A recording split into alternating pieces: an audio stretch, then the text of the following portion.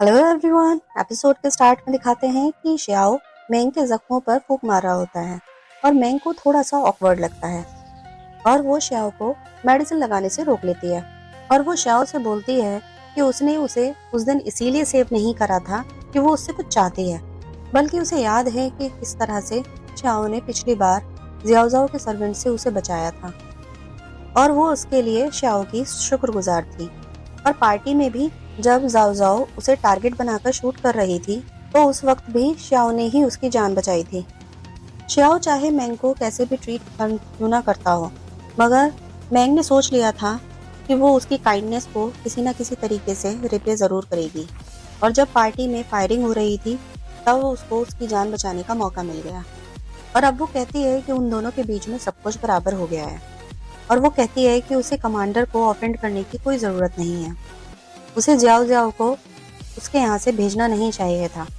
श्याओ कहता है क्या उसे सही में लगता है कि वो उसके डिसीजन को इन्फ्लुएंस कर सकती है? उसने जो किया खुद सोच समझ कर किया, ना कि उसकी वजह से, और कोई भी लड़की उसके किसी भी डिसीजन को इन्फ्लुएंस नहीं कर सकती। ये सुनकर मैंग उससे माफ़ी मांगती है कि उसने कुछ ज़्यादा ही सोच लिया था। श्याओ उसे आराम करने के लिए कहता है और वहाँ से चला जाता है।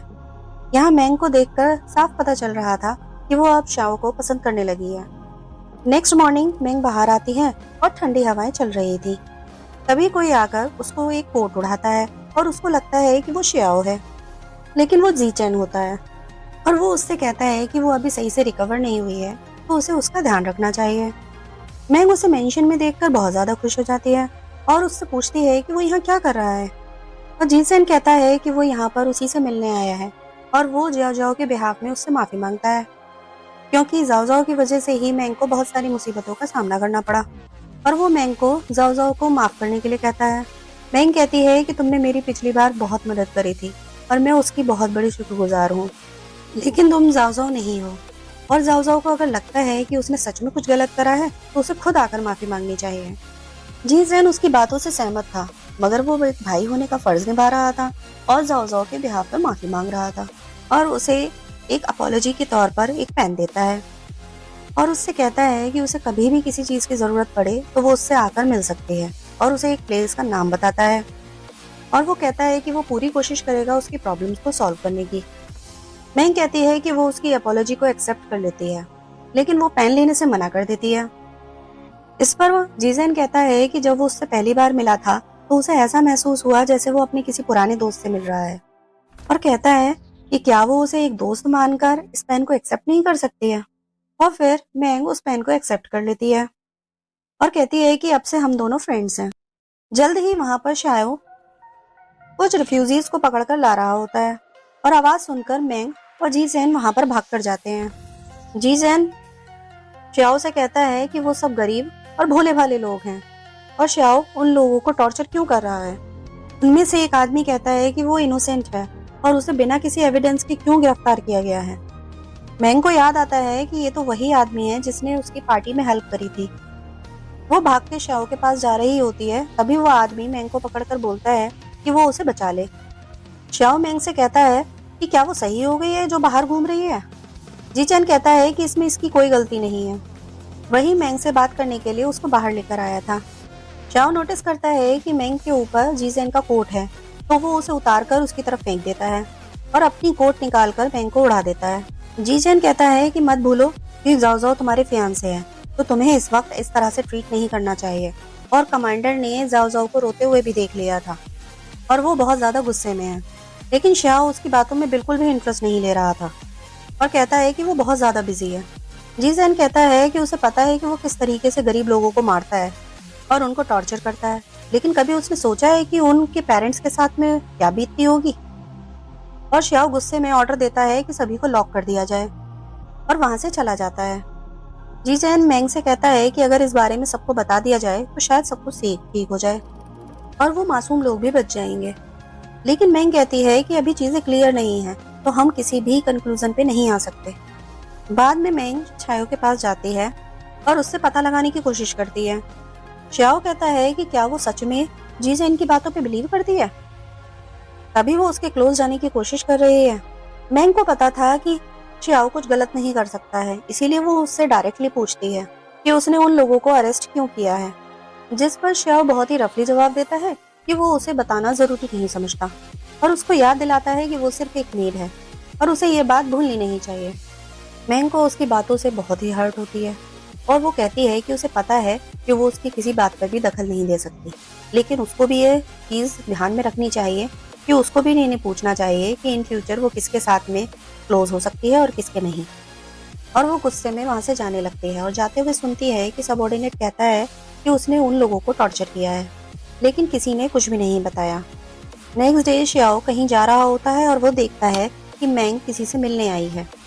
जी चैन ने जो फार्मेसी का एड्रेस दिया था, मैंग उसी एड्रेस पर आती है और जी चैन ने जो पेन उसको दिया था वो वहां पर एक आदमी को दिखाती है और वो आदमी उसे जी चैन से मिलने के लिए भेज देता है।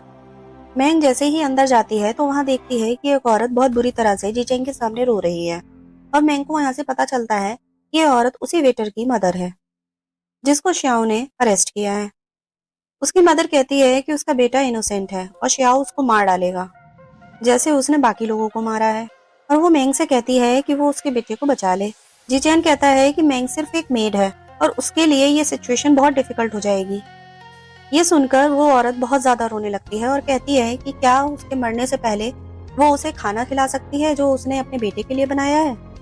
और उसे ऐसे रोते और गिड़गिड़ाते हुए देखकर मैंग उसकी हेल्प करने के लिए रेडी हो जाती है। जीचैन कहता है कि वो सच में बहुत ज्यादा काइंड हार्ट है और कहता है कि वो इस चीज को सीक्रेट रखेगा। और तभी वहां पर श्याओ आ जाता है और कहता है कि आई होप मैंने तुम लोगों को डिस्टर्ब नहीं किया। श्याओ की बात सुनकर मेंग जानबूझकर जाओ जाओ की बात बीच में ले आती है ताकि श्याओ को ऐसा लगे कि वो जाओ जाओ की बात करने के लिए ही जीचेन से मिलने आई थी। श्याओ उससे कहता है कि तुम कमांडर के अडॉप्टेड सन हो, तो इसका मतलब ये नहीं है कि अगर तुम्हारे पास मेड नहीं है तो तुम मेरी मेड का इस्तेमाल करो। जी चैन कहता है कि मैंग बहुत ज्यादा समझदार है और वो चीजों को बहुत जल्दी सीख जाती है, कहीं ऐसा ना हो कि मैं तुमसे मैंग को छीन लूं। और ये सुनकर श्याओ थोड़ा सा अपसेट होकर जल्दी से मैंग को बाहर आने के लिए बोलता है। मैंग जैसे ही बाहर आती है श्याओ उस पर गुस्सा करने लगता है कि वो सिर्फ एक मेड है तो वो ज्यादा ऊंचे सपने ना देखे, उसके लिए बुरा हो सकता है। मैंग कहती है कि ये मेरी प्रॉब्लम है और उसे टेंशन लेने की जरूरत नहीं है। श्याओ मैंग को जीचेन के साथ देखकर बहुत गुस्सा हो गया था, इसीलिए मैंग से कहता है कि मुझे लग रहा है कि तुम बिल्कुल ठीक हो गई हो, और इसीलिए उसको पेंशन पैदल जाने के लिए बोलता है। श्याओ कार में बैठा हुआ भी बस उसी को ही देखा जा रहा था क्योंकि उसे मैंग की फिक्र थी, चाहे वो उसके सामने कितना ही रफ टफ होकर क्यों ना दिखाए।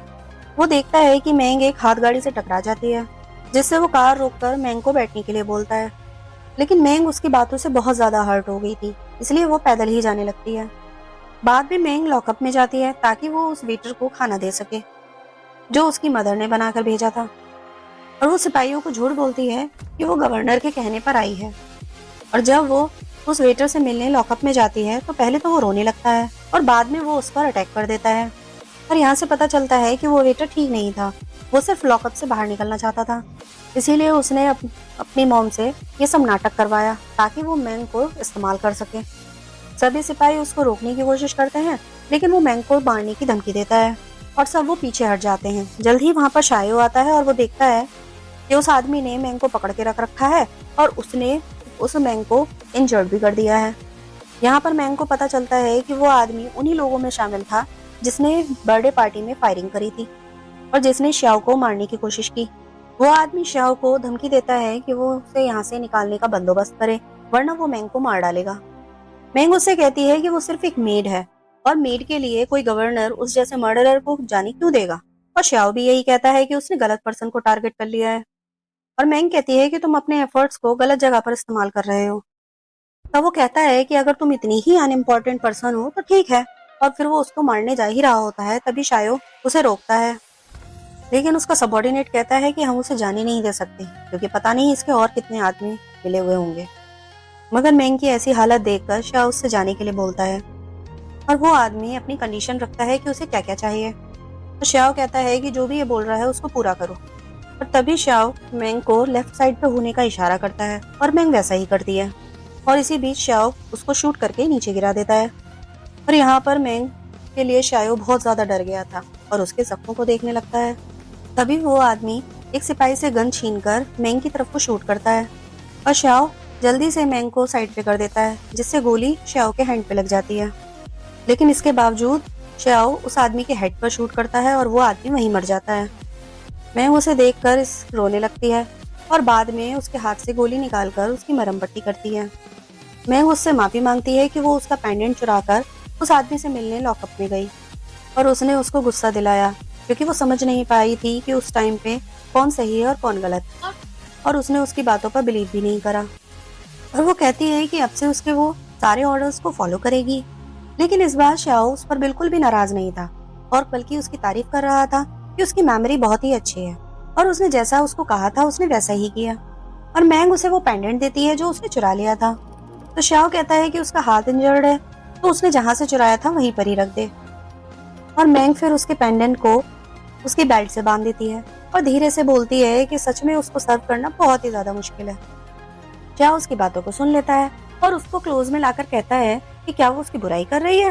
और मैंग कहती है कि अरे नहीं, वो कभी ऐसी हिम्मत ही नहीं कर सकती। और श्याओ कहता है कि अरे नहीं, तुम तो कुछ भी कर सकती हो। और फिर से उसको किस करने जा ही रहा होता है कि फिर से सबऑर्डिनेट बीच में आ जाता है, जिससे श्याओ फिर से अलग हट जाता है।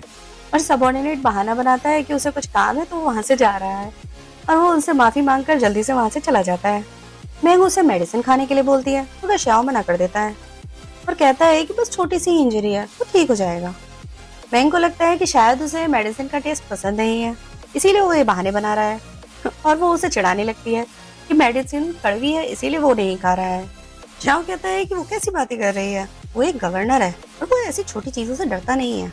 और वो कहता है कि मेडिसिन ठंडी हो जाएगी तो वो खुद ही अपने आप खा लेगा। और ये सब देखकर मैंग उसी की ट्रिक अपनाती है और मेडिसिन को खुद पीकर श्याओ को माउथ टू माउथ पिलाने लगती है। और ये एपिसोड यहीं पर ही खत्म होता है। मिलते हैं अगले एपिसोड में, तब तक के लिए गुड बाय।